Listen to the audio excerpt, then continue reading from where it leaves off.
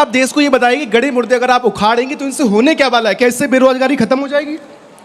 यहाँ पे इतने सारे केसेस है, रेप केस है, महिलाओं की सुरक्षा के केस है। महाकुंभ हुआ था, वहाँ पे औरतों की सुरक्षा नहीं थी, वहाँ पे औरतों का नंगा वीडियो वायरल हुआ था। क्या सरकार उस पर कुछ कायम किया? मैं हूँ यासर मलिक। तो जब औरंगिया की औलाद कहते हैं, उनको आप गाली बकते हैं, तो ये मिर्जा जसवंत सिंह के जो औलादे हैं उनके साथ क्या करेंगे आप? और आप देख रहे हैं अपना YouTube चैनल YS3 न्यूज। लोग जो है सावरकर से ताल्लुक रखते हैं। जब हिंदुस्तान अंग्रेजों के साथ लड़ रहा था तब ये उनको माफीनामे लिख रहे थे। तो आपको इतिहास पे ही बात करनी है तो आज आप सिर्फ कॉलेज जाके नौकरी की बात क्यों करते हैं? आप सिर्फ और सिर्फ इतिहास की बात ही करते रहे, अपनी जिंदगी उसी में बिता दें।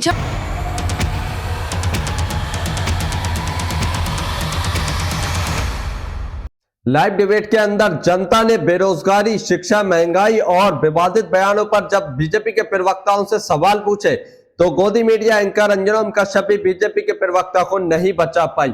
आप लोग ये पूरी डिबेट देखकर जाइए। और एक तरफ आशुतोष जो वरिष्ठ पत्रकार है उनकी, और संगीत रागी जो हर वक्त इस्लाम के खिलाफ उल्टी सीधी बातें करते रहते हैं, उनके बीच में एक तीखी बहस देखने को इसी डिबेट में मिली, जहां पर वो बता रहे थे कि इस्लाम से कितना खतरा है हिंदुओं को, और हिंदू नहीं जागे तो ये क्या हो जाएगा, क्या नहीं हो जाएगा। वहां पर जो वरिष्ठ पत्रकार है आशुतोष, उन्होंने उनकी बखिया उधेड़कर रख दी, धज्जियां उड़ाकर रख दी।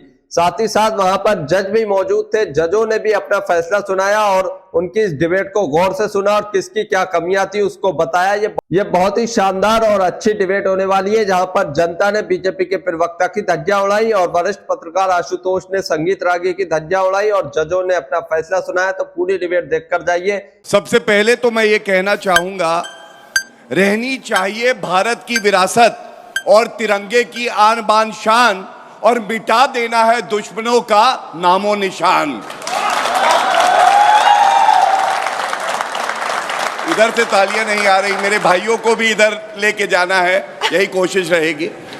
मैं सबसे पहले ये कहता हूं, अभी बात हो रही थी कि विरासत कितनी जरूरी है और गड़े मुर्दों को उखाड़े, या जो अभी मुद्दे हैं उन पे बात होनी चाहिए। तो मैं कहूंगा नरेंद्र मोदी जी ने ये कहा है कि विरासत भी और विकास भी, और क्यों मैं बताता हूं। भारत के पास क्या है जो पूरे विश्व में किसी मुल्क के पास नहीं है? सबसे बड़ी बात है, हमारे पास वो विरासत है। उनसे पूछो तुम्हारे पास क्या है, वो कहते हैं मैकडॉनल्ड्स है, हमारे पास डेल कंप्यूटर है, हम कहते हैं हमारे पास ऋग्वेद है, भगवान राम है, भारत के रोम रोम में भगवान राम है। और हमारे पास विरासत किसकी है? अब्दुल हमीद साहब की। इन लोगों ने बात करी औरंगजेब इनके आदर्श बने। हमारे आदर्श और आप लोगों के आदर्श कोई है तो अब्दुल हमीद है, और अब्दुल हमीद को अपना अगर आदर्श मानोगे तो पूरा देश आपके साथ खड़ा हो जाएगा। हम उनकी विरासत भूलेंगे नहीं। वकील साहब ने तो वकालत बीजेपी की कर दी है, अब आप अपनी बात रखिए कांग्रेस पार्टी की तरफ से। सुप्रिया श्रीनेत, आपका समय शुरू होता है अब। गड़े मुर्दे अगर नहीं उखाड़े जाएंगे तो आज के मुद्दों पर चर्चा करनी पड़ेगी, जो चर्चा बीजेपी कर नहीं सकती है। इसीलिए बीजेपी आपको 400 साल पहले के इतिहास में और 40 साल बाद के भविष्य में मशगूल रखेगी, जिससे वर्तमान की चर्चा ना करनी पड़े। आपको 400 साल का इतिहास और 40 साल के भविष्य के सपने दिखाए जाएंगे। अगर गड़े मुर्दे नहीं उखाड़े जाएंगे तो बेरोजगारी पर, महंगाई पर, आर्थिक असमानता पर बात करनी पड़ेगी।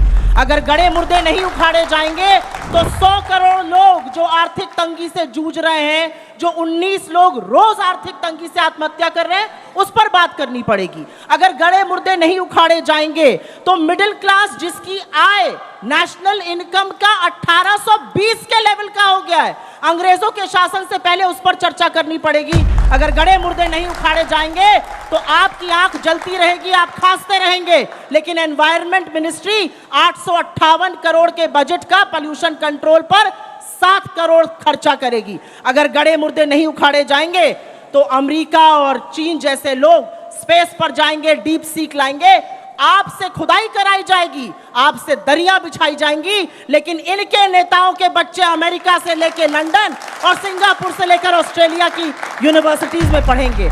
अगर गड़े मुर्दे नहीं उखाड़े जाएंगे तो देश पर 200 लाख करोड़ के कर्ज पर चर्चा होगी। अगर गड़े मुर्दे नहीं उखाड़े जाएंगे तो कुंभ के भगदड़ पर चर्चा होगी। अगर गड़े मुर्दे नहीं उखाड़े जाएंगे तो जो 75,000 MSME बंद हो गए, जो 5 लाख लोग बेरोजगार हो गए, जो 15 लाख का दावा और 2 करोड़ रोजगार का वादा था वो खुल जाएगा। इसीलिए गड़े मुर्दे उखाड़े जाएंगे। आपका समय होता है अब खत्म। तालियों के साथ दोनों ने जबरदस्त पारी खेली है।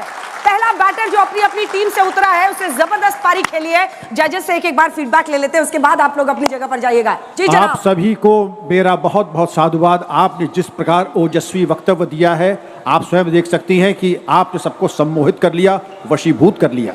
लेकिन मैं पूछना चाहूंगा कि किसी व्यक्ति के जीवन में और राष्ट्र के जीवन में अतीत के खंडहर या भविष्य की कल्पनाएं या वर्तमान, क्या दोनों एक दूसरे के पूरक नहीं है? इस पर जरा प्रकाश डालने की कृपा करें। ठीक है, अगला स्पीकर बोलेगा। अभी तक तो मामला बराबर चल रहा है। दोनों देख ने लीजिए गौर से। बहुत हाँ और गड़े मुर्दे उखाड़े जाने चाहिए कि नहीं ये तो हम नहीं जानते हैं, पर जो भी मुर्दे उखाड़े गए हैं उनका पोस्टमार्टम आज मैं देखना चाहता हूँ कैसा होता है। क्या बात है, आपको कैसा लगा इन दोनों का पोस्टमार्टम? मैं इन सबको देखता हूँ, काफ़ी दिनों देखता आ रहा हूँ। मैं सोचता कोई नई बात कहेंगे, दोनों नई बात कहीं किसी इन्होंने की, कोई भाषण कई बार दे चुके हैं, वही बातें रिपीट इन्होंने की हैं। मैं भाटिया जी से एक सवाल पूछना चाहता हूँ, जो जवाब चाहिए था इन लोगों को कि आप गड़े मुर्दे क्यों उखाड़ रहे हैं, इसका जस्टिफिकेशन आपने नहीं दिया जो आपको देना चाहिए था। तो अपने अपने दोनों बैटर जो पहले ओपनिंग बैट्समैन थे अपनी अपनी जगह पर वापस जा सकते हैं। तो अब इससे पहले कि हम दूसरे बैटर को यहाँ पर बुलाएं, एक बार ऑडियंस के बीच में चलते हैं। और हमने सोचा है कि यहाँ तो बहस का बाजीगर तय होगा ही, आप बेस्ट टीम चुनेंगे, आप चुनेंगे कि आखिर बेस्ट स्पीकर कौन रहा। लेकिन यहाँ पर भी हम चुनना चाहते हैं कि क्या युवा बाजीगर कोई है जो युवा बहस बाजीगर बनना चाहता है? उठिए माइक लीजिए। गौरव सर ने बहुत अच्छी बात कही, बहुत अच्छा भाषण दिया है, लेकिन गड़े मुर्दे उखाड़ने से होगा क्या? आज आप देश को ये बताइए कि गड़े मुर्दे अगर आप उखाड़ेंगे तो इनसे होने क्या वाला है? क्या इससे बेरोजगारी खत्म हो जाएगी? क्या इससे जो बच्चे जो जिनकी उम्र निकल रही है, जिनके बाल सफेद हो रहे हैं, क्या उनको नौकरी उनको मिल जाएगी? तो ये मेरे ख्याल से गड़े मुर्दे अब नहीं उखाड़ना चाहिए। हमें देश को आगे बढ़ाना चाहिए और सभी लोगों को मिलजुल कर काम करना चाहिए। गड़े मुर्दे उखाड़ने से कुछ होने वाला नहीं है। कितनों को युवा बाजीगर ने इंप्रेस किया? हाथ उठाइए। उधर वाले तो एकदम ही शांत है, उन्होंने तय किया हुआ है। छोटे छोटे सवाल, ठीक है। मेरा नाम तनु सिंह राजपूत है और मैं आप लोगों से ये पूछना चाहती हूँ कि हमारे देश में महाराणा प्रताप, महासंगा, बहुत बड़े बड़े वीर योद्धा हुए थे, लेकिन आज हमारा 2025 में क्या उन बातों को दोहराना जायज है? यहाँ पे इतने सारे केसेस है, रेप केस है, महिलाओं की सुरक्षा के केस है। महाकुंभ हुआ था, वहाँ पे औरतों की सुरक्षा नहीं थी, वहाँ पे औरतों का नंगा वीडियो वायरल हुआ था। क्या सरकार उस पर कुछ कायम किया? ठीक है, ठीक है। गड़े मुर्दे नहीं है, ये इतिहास पे चर्चा है। क्यों ना इतिहास पे चर्चा हो, क्योंकि जैसा सर ने कहा इतिहास हमारे वर्तमान को निर्धारित करता है। इतिहास जब बच्चा 6ठी क्लास में जाता है तो वो पढ़े ना, एटलीस्ट हम उसको सच तो बता सकते हैं। क्योंकि जब पहले एजुकेशन मिनिस्टर बने उन्होंने इतिहास को छुपाया। बताया ना हम कि क्यों जजिया लगाया गया, जजिया देने का प्रोसेस क्या था, उसके ऊपर चर्चा क्यों ना हो, इतिहास क्यों ना बताया गया। आप सभी के लिए सबने अच्छे सवाल किए और मैं फिर दोहराऊंगी कि जो हॉट सीट पे बैठे हैं उनको बहुत खतरा है आज के युवा बाजीगरों से। आइए मंच पर जो अपने तीसरे वक्ता हैं, सुनिएगा। देखिए, जो समाज अपने इतिहास से नहीं सीखता है वह इतिहास बन जाता है। डिबेट को पूरा देखकर जाइए आप। धज्जियां उड़ने वाली संगीत रागी की और जनता जो है बीजेपी प्रवक्ता की धज्जियां उड़ाने वाली है। औरंगजेब आक्रांता विधर्मी हमारे यहाँ आए, उन्होंने हमारे देश को लूटा, हमारे मंदिरों को तोड़ा, हमारे भगवान के मंदिरों को तोड़ा, बलात्कार किए, धर्म परिवर्तन किया, सारे काम किए। क्या चूंकि वो मुस्लिम थे इसलिए इस देश का एक मुस्लिम समाज उनमें नायकत्व ढूंढता है, उनसे एक प्रेरणा लेता है। वो मानसिकता थी जिसे जिन्ना ने कहा था गांधी से अपने पत्र संवाद में कि हमारे नायक अलग हैं, हमें पवित्र चिन्ह हमारे अलग हैं, हम आपके साथ नहीं रहेंगे और इसलिए हमको पाकिस्तान चाहिए। अभी यहाँ बात हुई थी क्या बेरोजगारी दूर हो जाएगी? अफगानिस्तान में भी बेरोजगारी दूर हो गई थी। अफगानिस्तान एक बहुत डेवलप्ड कंट्री की तरफ बढ़ रहा था। ईरान जो है राजा पहलवी से पहले ऐसा नहीं था, लेकिन आज महिलाएं बुर्का पहन करके चल रही हैं। मैं इशारा कर रहा हूं, तालिबानी मानसिकता इस देश में घर कर रही है। दुनिया का सबसे बड़ा यदि खतरा है तो पॉलिटिकल इस्लाम है। और यदि उस चीज को यदि आपको जानना है, लास्ट जो अंबेडकर की उक्ति है कि मोहम्मद बिन कासिम से लेकर के अब तक हम हिंदू समाज लड़ते रहे आपस में, नतीजा ये है कि हम गुलाम बने।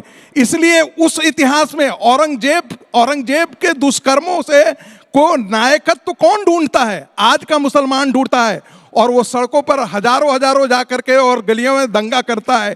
इसलिए ये चेतावनी है हिंदू समाज के लिए कि उनके प्रति सजग रहे। बांग्लादेश में आप देख लीजिए क्या हुआ है, पाकिस्तान में क्या हुआ है, हिंदुस्तान में भी यही होगा यदि आप सचेत नहीं रहे तो।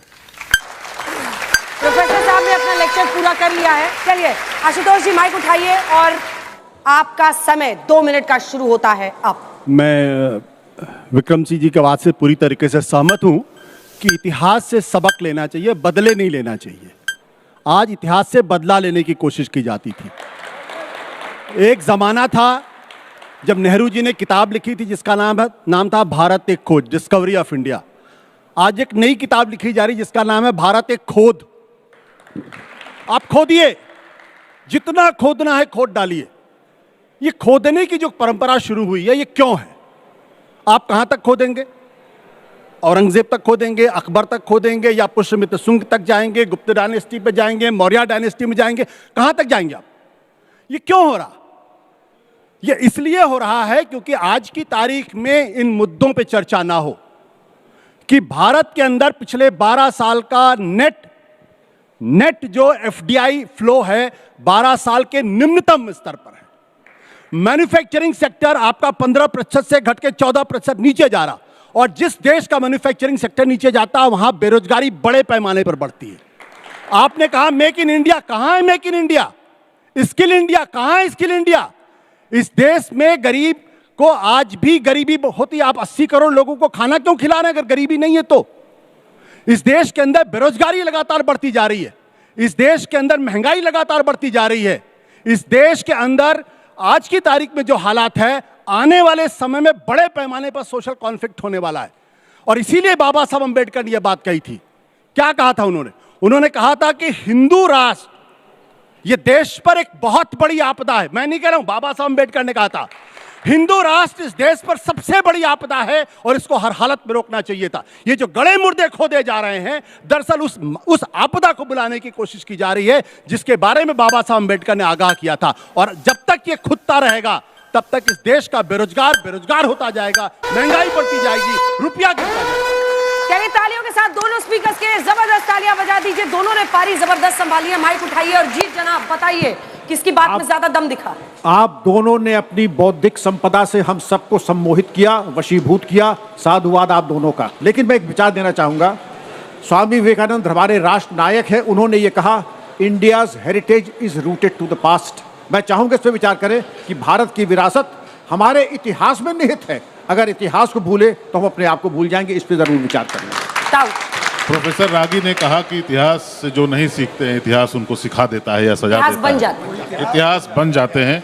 तो मैं आग्रह यही करूंगा कि आप भी सीखें। और आशुतोष जी ने कहा कि मैन्युफैक्चरिंग सेक्टर, बहुत सारे सेक्टरों के उन्होंने नाम गिनाए, मैन्युफैक्चरिंग सेक्टर का भी उन्होंने नाम लिया जिसमें भी गिर गया है शायद। मैं इससे अग्री नहीं करता हूं। हम हर महीने 5 कंट्रोवर्सी मैन्युफैक्चर करते हैं। सारा मैन्युफैक्चर्ड होता है। एक आदमी बॉल डालता है, दूसरा उस पर छक्के मारता है, तीसरा उसका कैच लेता है।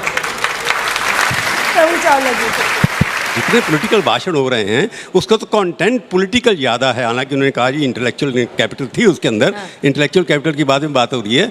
लेकिन जो यहाँ पर ये हो रहा है कि हम भूतकाल को ऐसी अच्छी बातें उठा के क्यों नहीं लाते सामने जो आज की नीतियों के ऊपर असर करें और भविष्य में सोने की चिड़िया भारतवर्ष को बनाया जाए। इसके ऊपर बातचीत कोई नहीं करना चाहता यहाँ पर। अब सवाल पूछे प्रभु जी। मैं शुरू करना चाहता हूँ। किसी ने लिखा था सारे जहाँ से अच्छा हिंदुस्तान हमारा। उसका नाम आप बता देंगे कौन था लिखने वाला, उसे पता लग जाए कि हमारी आइडेंटिटी क्या है। सवाल ये कि जितना झगड़ा हो रहा है इस बात पे हो रहा है कि हमारी भारत की आइडेंटिटी क्या है। मेरा इन दोनों से सवाल ये है कि आप भारत की कौन सी आइडेंटिटी को प्रोजेक्ट करना चाहते हैं। हर बार झगड़ा हो रहा है हिंदू मुसलमान या दूसरा के बात के बारे में। Why don't you talk about भारतीयता? उसके अंदर भी विरासत है, उसके अंदर भी विकास है। डिफाइन भारतीयता मतलब आप बताइए कि आपके लिए भारतीयता के मायने क्या है। दोनों बारी बारी से। देखिए जो लोग इन्होंने अभी कहा प्रभु जी ने कि सारे जहां से अच्छा हिंदुस्तान हमारा, उसी इकबाल ने तरानाए मिल्ली भी लिखा जिसमें कहा कि मुस्लिम हैं हम, सारा जहां हमारा, ये पूरी दुनिया इस्लाम की दुनिया है। जो पैन इस्लामिज्म को नहीं जानते हैं वही इस प्रकार के प्रश्न खड़े करते हैं। इस देश का हिंदू यदि नहीं जागेगा, अपने आप को कंसोलिडेट नहीं करेगा, तो वो बांग्लादेश देखेगा, पाकिस्तान देखेगा। अफगानिस्तान से तुम्हारे सारे वजूद मिट गए हैं, पाकिस्तान से तुम्हारे वजूद मिट गए हैं, बांग्लादेश से सारे वजूद मिट गए हैं, और भारत के अंदर तुम कहते हो खतरे नहीं है। पूरे पश्चिम बंगाल के सीमावर्ती जिले तुम्हारे हाथ से निकल गए, आसाम के सीमावर्ती तुम्हारे हाथ से निकल गए हैं, पश्चिमांचल तुम्हारे बिहार से हाथ से निकल गए हैं। 200 से ज्यादा जिले जो हैं वो एक पाकिस्तानी हब जैसा खड़ा हो गया है, इस देश के अंदर खड़ा हो गया है। सड़क पर जाकर के सरतन से जुदा के नारे लोग लगाता है, और फिर भी कहते हो इस देश को खतरा नहीं है। आने वाले दिनों में तुम भुगतोगे। यदि हिंदुस्तान नहीं चाहता, यदि हिंदुस्तान का हिंदू समाज नहीं चाहता, तो आने वाले दिनों में वो भुगतेगा। औरंगजेब को यदि लोग नहीं मानता, तो औरंगजेब के साथ हजारों लोग उसके साथ। सर घंटी बज गई, क्लास खत्म। आपके लिए भारतीयता का क्या अर्थ है? भारत को खतरा ऐसी सोच से है, भारतीयता को खतरा ऐसी सोच से है। सरदार पटेल ने इसीलिए कहा था हिंदू राष्ट्र एक पागल विचार है। भारतीयता क्या है, मैं सिर्फ दो चीजों से अपने को डिफाइन करता हूं। रसखान ने कहा था मानुष हो तो वही रसखान बसो ब्रज गोकुल गांव के धाम, और कबीर ने कहा था मैं तो राम की बहुरिया। कबीर कौन है और रसखान कौन है इसको मैं बताने की जरूरत नहीं है। इतनी बड़ी बात, और आप उनको देशद्रोही की श्रेणी में लाके रखना चाहते हैं। आप औरंगजेब के औलादों के बारे में बातचीत करते हैं। आपको याद है मिर्जा राजा जयसिंह कौन है? आपको याद है जसवंत सिंह कौन है? आपको याद है मान सिंह कौन है? और आपको याद है राणा प्रताप और मिर्जा राजा जयसिंह और जसवंत सिंह में क्या फर्क है? जब हिंदुस्तान की बच्चियों के साथ गलत हो रहा था, तब ये मिर्जा राजा जयसिंह कहां थे? किसके साथ खड़े थे? क्या ये बराबर के अपराधी नहीं है? क्या इन पे चर्चा नहीं होनी चाहिए? तो जब औरंगिया की औलाद कहते हैं, उनको आप गाली बकते हैं, तो ये मिर्जा जसवंत सिंह की जो औलादे हैं उनके साथ क्या करेंगे आप? चलिए ठीक है, सवाल होना चाहिए नहीं होना चाहिए? ये वो लोग हैं जिन्होंने, ये लोग सवरकर बुला क्यों रहे थे? बता रहा हूं, ये लोग जो है सवरकर से ताल्लुक रखते हैं। जब हिंदुस्तान अंग्रेजों के साथ लड़ रहा था, तब ये उनको माफीनामे लिख रहे थे। मैं इन लोगों को कहना चाहता हूं कि हम गांधी के लोग हैं जिन्होंने अंग्रेजों से लड़ा था। आज हम काले अंग्रेजों से लड़ रहे हैं, तो आपको इस पक्ष में आ जाना चाहिए। आप में से कोई है यहाँ पर जो कुछ बोलना चाहता है? मैम, जैसा कि आपने कहा कि हम बहुत ही मोक्ष प्राप्ति वाले लोग हैं। चेहरा देखो ना अपना, लाट पर चमक है। अरे मैम, वो बचपन से ही है। मैम, एक आज का युवा किसी एक पक्ष के हिसाब से नहीं देख सकता। आज हमें इतिहास को भी देखना पड़ेगा, और आज हमें अपने डेवलपमेंट पर भी बात करनी पड़ेगी। आज का युवा सिर्फ और सिर्फ ये किसी को क्रिटिसाइज नहीं कर सकता कि आप सिर्फ इतिहास की बात करते हैं। अगर इतिहास पर बात नहीं करनी आपको, तो बचपन से अकबर के बारे में क्यों पढ़ रहे हैं आप? उसका विरोध क्यों नहीं करते हैं? और अगर सिर्फ आपको इतिहास पे ही बात करनी है, तो आज आप सिर्फ कॉलेज जाके नौकरी की बात क्यों करते हैं? आप सिर्फ और सिर्फ इतिहास की बात ही करते रहे, अपनी जिंदगी उसी में बिता दें। गमछा उठा के ला रहा है तुम्हें पहनाने को। तो आज का युवा जो सच में अपने देश की बात करना चाहता है, वो किसी एक पक्ष में कभी नहीं हो सकता। डिबेट अच्छी लगी हो तो इसको लाइक करें। आपको इस मुद्दों पर और जनता के सवालों पर क्या कहना है, अपनी राय पर जरूर देकर जाइए। किसी को गमछा नहीं बदलना है? हाँ, फाइनल? क्या हटा रहे हो गमछा? आप लोगों को बदलना है किसी को? ये बात सबकी हो गई है, अब मुझे लगता है जजेस की बारी है। तो दोस्तों, आप लोगों ने पूरी डिबेट देखी। आप लोगों को ये डिबेट देखकर कैसा लगा, इस पर अपनी राय जरूर देकर जाइए। और आप लोगों ने देखा होगा कि इस डिबेट के अंदर जब गौरव भाटिया बोलते हैं तो वो सिर्फ हिंदू मुसलमान वाली बात करते हैं, जबकि सुप्रिया श्रीनेत जब बोलती हैं तो वो हर मुद्दे के ऊपर अपनी बात को रखती हैं। और साथ ही साथ जो प्रोफेसर बनकर आए थे संगीत रागी, उनको आप लोग जानते ही होंगे, वो किस तरीके से कोई भी डिबेट हो, कोई भी टॉपिक हो, उन्हें सिर्फ और सिर्फ मुसलमान और इस्लाम पर ही बोलना है और उसको जो है खामियां गिनाते रहना है, उसको बदनाम, इस्लाम और मुसलमान को बदनाम करना है। तो आज भी वो यही काम कर रहे थे, जिस पर वरिष्ठ पत्रकार आशुतोष ने उनकी धज्जियां उड़ाई, उनकी बखिया उधेड़कर रख दी, उनको एक्सपोज कर दिया। आप लोगों को ये देखकर कैसा लगा, इस पर भी जरूर बताकर जाइए।